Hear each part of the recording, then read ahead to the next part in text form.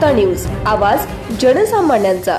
अयोध्या येथील श्री प्रभू रामचंद्रांच्या जवळपास 500 वर्षापासून प्रलंबित असलेल्या मूर्तीच्या प्राणप्रतिष्ठेनिमित्त तामसा नगरीमध्ये भव्य अशा शोभायात्रेचं आयोजन करण्यात आलं होतं।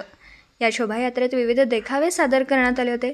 त्याचबरोबर अनेक भक्तांनी प्रसाद व चहा पाण्याची व्यवस्थाही करण्यात आली होती। यात सानिका गुंजकर या मुलीने प्रभू रामचंद्र आणि सीता मातेची रांगोळी समस्त शहरातील भाविकांचं लक्ष वेधून घेतलं होतं।